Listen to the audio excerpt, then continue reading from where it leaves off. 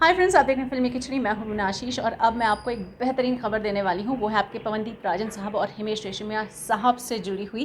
पवनदीप राजन जो कि अभी दमन में शूट करते रहे हैं, सारे सेट वहीं पर लगाए गए हैं क्योंकि मुंबई में कोविड के चलते शूट्स बंद हो गई थी, तो सारी यूनिट दमन में शिफ्ट हो गई है।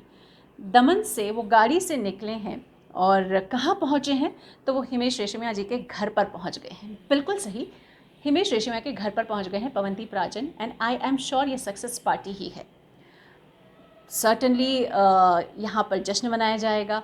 उनके जितने भी गाने को जितने व्यूज़ मिले हैं, जितना अप्रिसिएशन मिला है, वो मनाया जाएगा। क्योंकि अभी मैं जब देख रही थी लेटेस्ट, तो मैंने 8.5 मिलियन व्यूज़ तो देख लिए हैं। और हो सकता है आपके बातचीत करने में, एडिट्स के वजह से स्टोरी सामने आने में हो सकता है व्यूज़ और बढ़ जाएं। तो friends, it's a good news क्योंकि हिमेश रेशमिया के घर पे पवनदीप पहुंच गए हैं, तो ज़रूर आगे की भी प्लानिंग होने वाली है। यहाँ पर एक और चीज़ आपसे कहना चाहती हूँ कि जो अरिजीत सिंह है, वो अरिजीत सिंह ने कई सालों तक हिमेश रेशमिया के साथ काम किया है। उनके अरेंजमेंट में हेल्प करते थे, म्यूज़िक के हर गुर को सीख लेना चाहते थे। क्योंकि एक होता है, एक सिंगर में हर चीज़ को सीखने की चाह होती है, म्यूज़िक के हर पोर्शन को देखने की चाह होती है, हर रूप को। और जाने क्यों मुझे ऐसा लगता है कि पवनदीप में भी वो चाह है, वो भूख है म्यूज़िक के हर पार्ट को जान लेने की। और ऐसे में हिमेश रेशमिया साहब बड़े ही पारखी किस्म के म्यूज़िशियन हैं, म्यूज़िक डायरेक्टर हैं। वो पकड़ लेते हैं कि भाई किस में क्या बोलते हैं, क्या वो एक्स फैक्टर है और क्या वो दमदार बात है कि इसे संगीत में, इसे फिल्म में मौका मिलना चाहिए। तो मेरे हिसाब से एक सुनहरा अध्याय लिखा जा रहा होगा अभी जब तक हम लोग बात कर रहे हैं। फ्रेंड्स, एक और चीज़ मैं आपको बताना चाहती हूँ। पवनदीप राजन और हिमेश रेशमिया में मुझे एक चीज़ कॉमन लगती है। Again I am telling, I am not comparing, okay.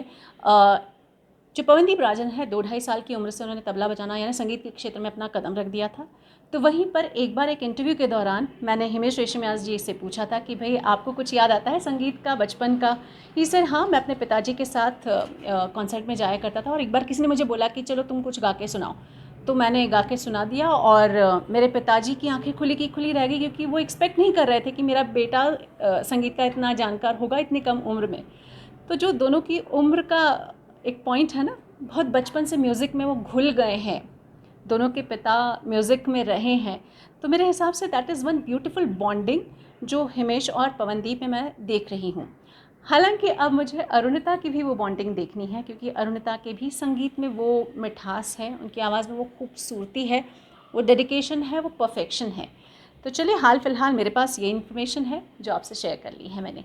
आपको क्या लगता है, पार्टी कितनी बड़ी होनी चाहिए? एक दिन चलनी चाहिए कि 2 दिन 2 साल तक चलनी चाहिए? आप ज़रा लिख कर बताइए। जय हिंद।